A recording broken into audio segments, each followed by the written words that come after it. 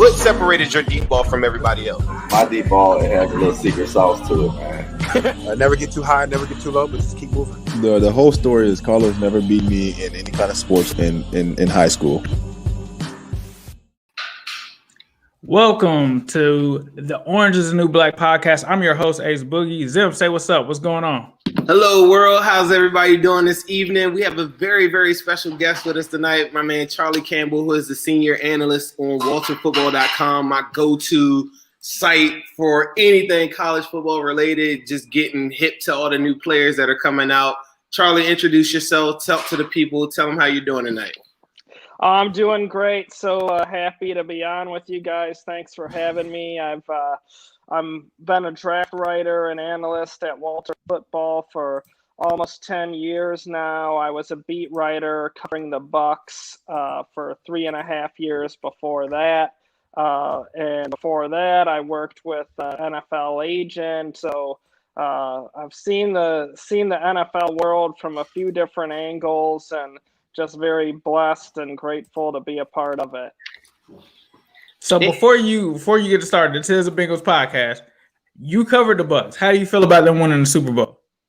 Well, I'm happy for some of the employees that I know there. There aren't that many left from back when I was there in the late 2000s, and I stopped covering them as a beat writer in 2011. But there are some scouts there that I know that have been there this whole time and went through the longest drought in the NFC of not making the playoffs, and then this year they get in and get a Super Bowl. So I'm really happy for those guys who've stuck it out through some of the bad years, but and happy for the city. I just wish it could have been a normal year where the fans could have been going to all the games and enjoyed kind of the build up of the wins stacking up and all that. That's the only kind of downside, but otherwise I'm happy for the Bucks fans and the players and the workers there at the team. Definitely. Right.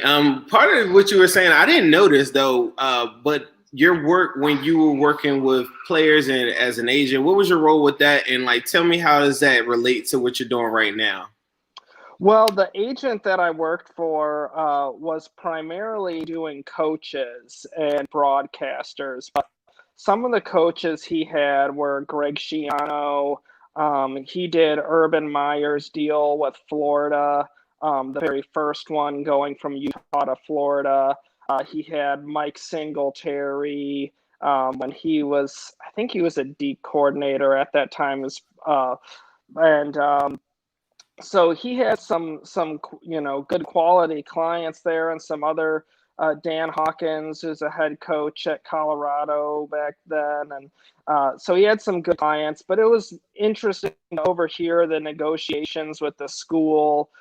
Dave Wannstedt was another one with Pitt then, and even after, the interesting thing that I never really thought of was even after they kind of agree in principle and there's a press conference that happens and all that, there was still haggling going on between kind of the details of the contract between the university and the agent. It got pretty contentious over some things.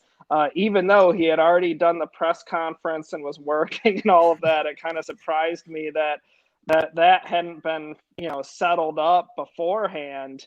But it was interesting to hear those conversations and to hear some of the coaches be kind of candid about their thoughts on the university and the situation they were going into.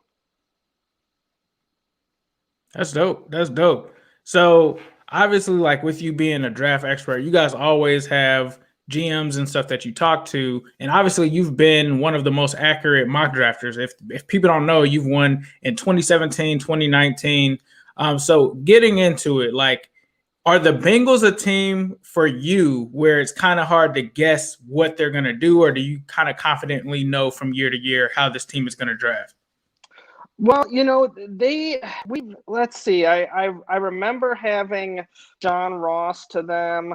I think I was with Frank Ragnow to them when he went right before, and I think he probably would have been their pick if he had gotten there then. But Don't remind us. Don't remind us, Charlie. That's a heartbreaker right there. But I definitely think they're a team that some of the Cincinnati media does a good job covering them, but also they are a unique team because ownership is so involved in the process and who they end up taking and everything else. They are a little bit different than the other teams. They don't have as large a scouting staff as some other teams have.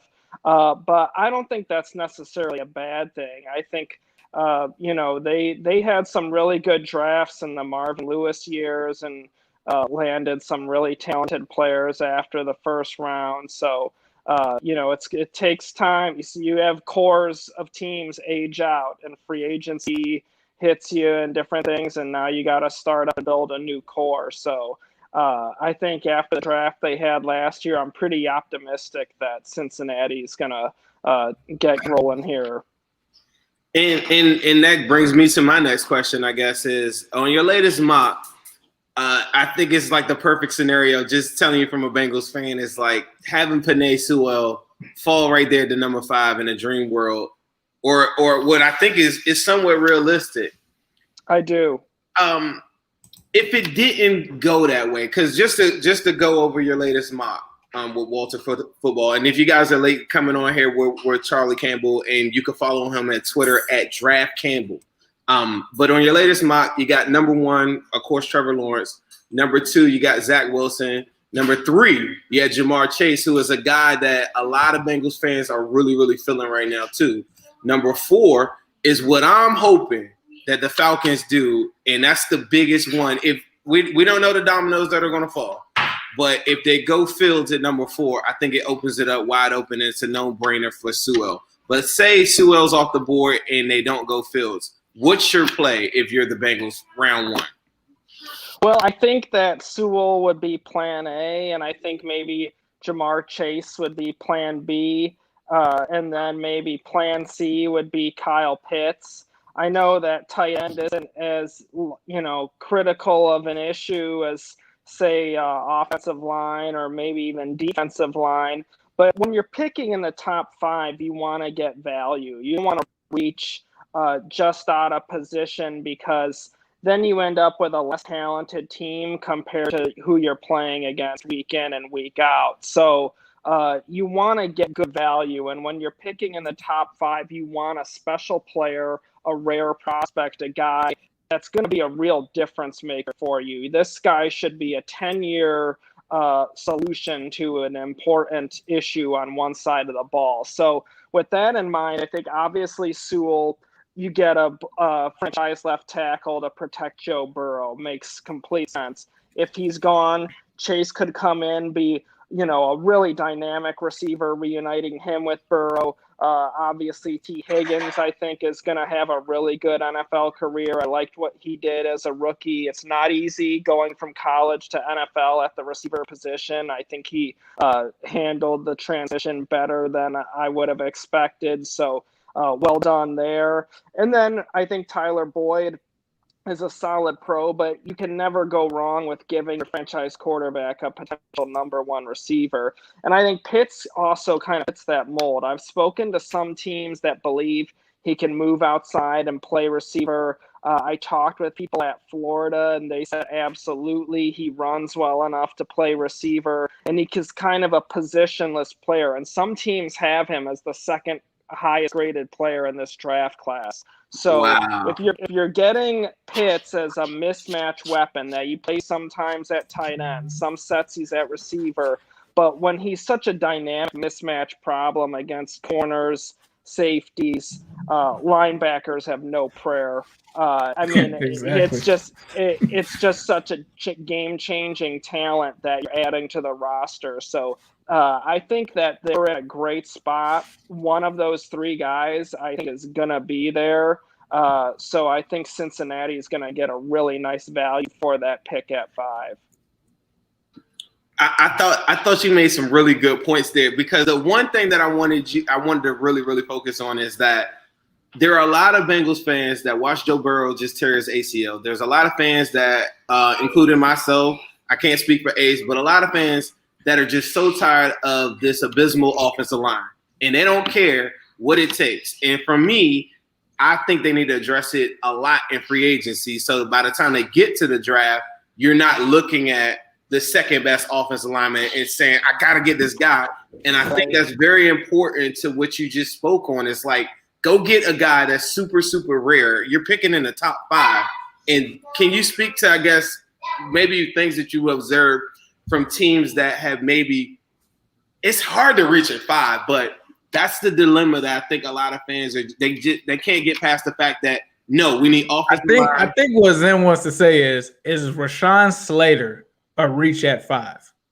See, and that depends on where you evaluate him and his future position. If you think he can be a really good left tackle, then he wouldn't be a reach. But if you don't think he's a left tackle, you think he's a guard or center, then he would be a reach at 5. I personally would be a little leery of that because of the 6'3", the lack of length on the edge. When I watched the tape, that was something that stood out to me. And every week I was talking to a scout a few days ago, and he said, he was talking about Texas A&M tackle Dan Moore, who's a mid-round guy. But he was saying, some of these Big 12 tackles, they go like 2 years and they only see one NFL edge defender. So, and I think that's some of the case with Slater as well. But the problem I think you see with Slater is just the arm length, the size. Can he hold up on the edge in the NFL?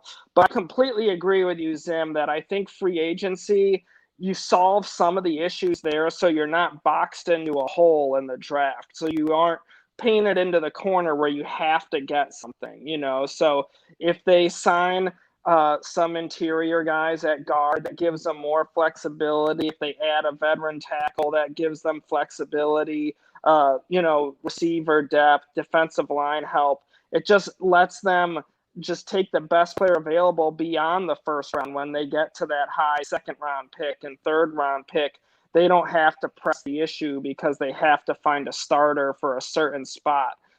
So I think that's a really wise strategy that you outlined there, Zim. And I think, I've spoken with teams and they agree that, you don't want to kind of put yourself in a bad position for the draft where you have to go a certain direction because you never know what could happen.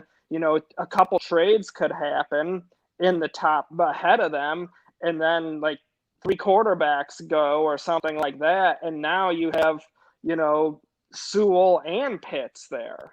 So, right. And now you have a really good decision, problem in the decision to make because you have 2 great players there and you expected one of them maybe to be gone. So if you have your needs filled out in free agency to a reasonable extent, that you can just take the guy that you think's the better football player and gonna, have a better career and who you graded higher on your board.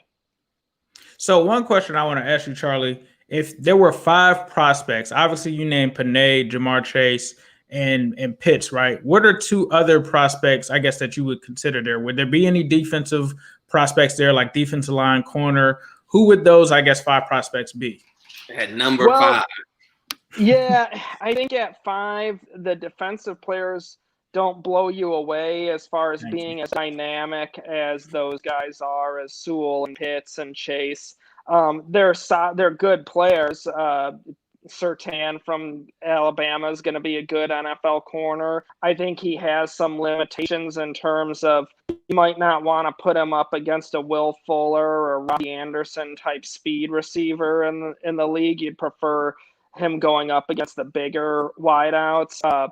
Micah Parsons was really coming on at Penn State, but now he has a year where he sat out, and some teams have some minor character concerns with him. So that is something that they'll dig into more. And that's something you have to consider in 5 because you don't want to you want a safe player at that point. You don't want to blow a top 5 pick. So you have that consideration. And then as far as the defensive linemen, I don't see one that's really worthy of going that high. I think Right. There's no that Quinnen would Williams this year. right. I think that would be a reach. There's no Quinnen Williams. There's no Bradley Chubb or one of the Bosas. Chase Young. There Yeah, isn't there's that none guy. of that. Yeah, exactly. There's not a player like that in this year's draft, and you don't want to reach and end up, taking a guy like that, and then it pushes other more talented players lower that you're going to end up playing against. So definitely, I think that the defensive side might be more of a consideration if you trade down. If, say, you get a great deal, someone blows you away with a deal for one of these quarterbacks, say it's San Francisco or New England or Carolina or someone like that moving up, and you do move down, then I think you could consider some of the defensive linemen. And you could give more consideration to Surtain and Parsons and those guys. Okay. Let me ask you this too, because the next part of the mock. Now I love Panay in your latest mock, right? Your next 2 rounds, they aren't my favorite, right? And All so right, that's cool. and I think that's awesome, right? But tell me, some people in the chat have even thrown out guys like Leatherwood, because like I said, our fan base is really, really enamored with the offensive line play, right? And even myself, I'm looking more so, I find myself looking at guys like Wyatt Davis, Cosme. Do you think guys like that will fall to the second? And then also, can you talk to us about your picks for round 2? If you remember, I could pull it up if you need to, but round 2 and your round 3 mock. Taking Joseph Osai, the edge rusher from Texas. I hear you, Zim. Some of these options on day 2 on the defensive side of the ball aren't as they're not sexy. But they're not sexy. You got a hard job though. You got 30-something teams. Like, we're just looking at one team. So don't make me. I don't want you to feel what do you think? Like, you know what I'm saying? No, I appreciate it. I agree with you, but I do think there could really land a nice offensive tackle prospect potentially in the second round. And even if there is a run, the cost to move up 6 spots or 7 or 8 spots back into the first round isn't that ridiculous. And on top of it, you get the 5th-year option on the contract that you wouldn't have on second-round pick. So I think that if you see a run on offense, like say they take Pitts or Jamar Chase with the 5th pick, I think they could be in a really good position to land offensive line help in the second round or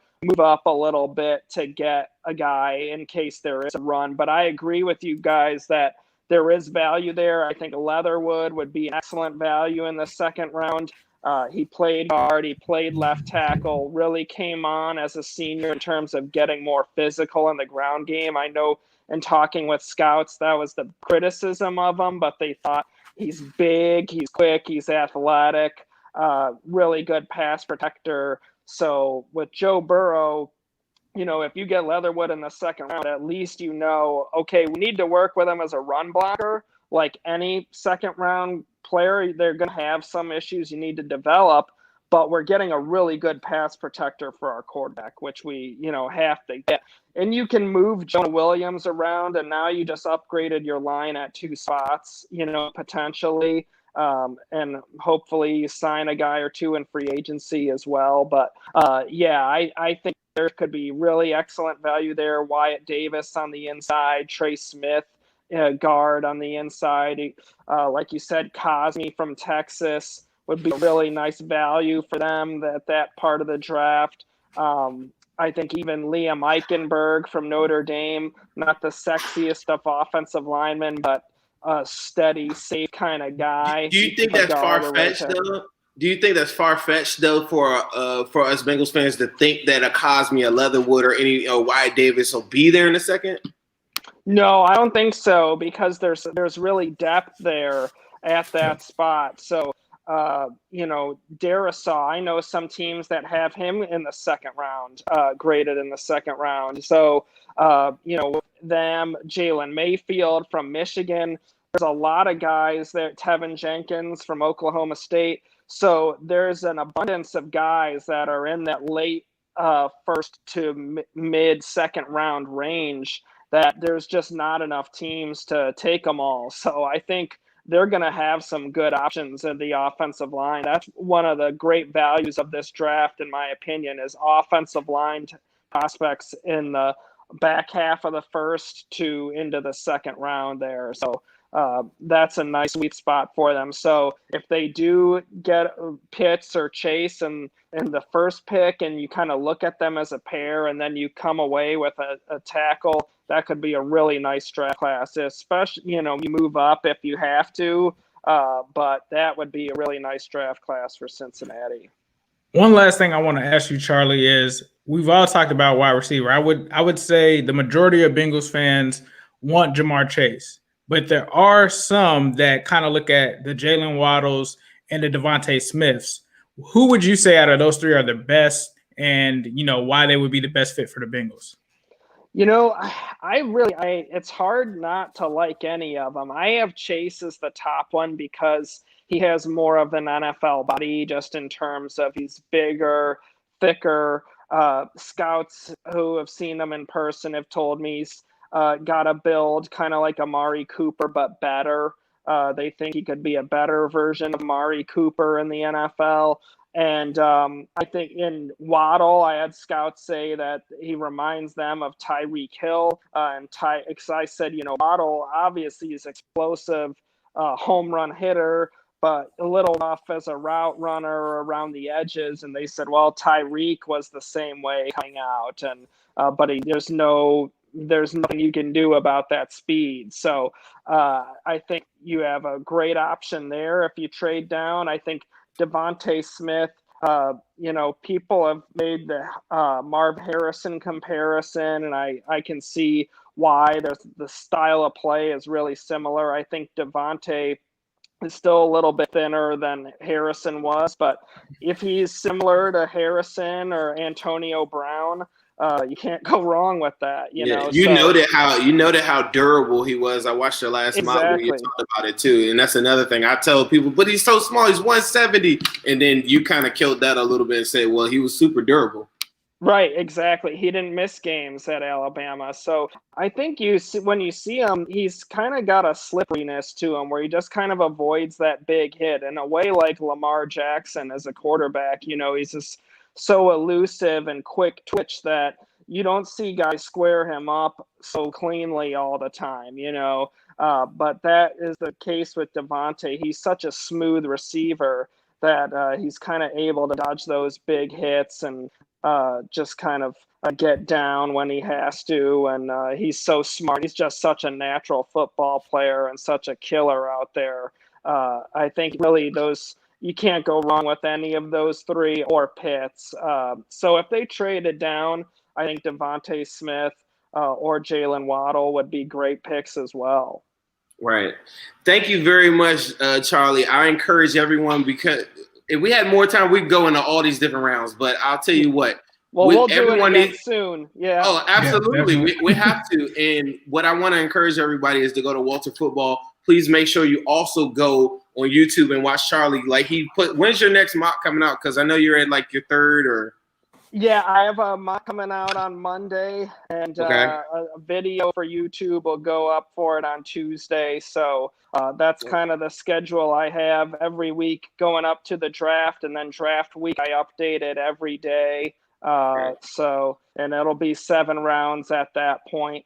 So that's a monster for all the. He's used to it now. He's a vet in the game. That's a lot of work. He's a vet in the game, though. 10 years he's been doing it for a while. But I really appreciate it. Yeah, we truly appreciate you, Charlie.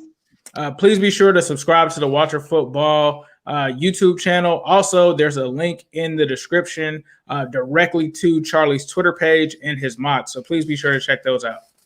Thank you guys for having me. It was awesome. I really enjoyed it, and I can't wait to do it again. Let me know anytime.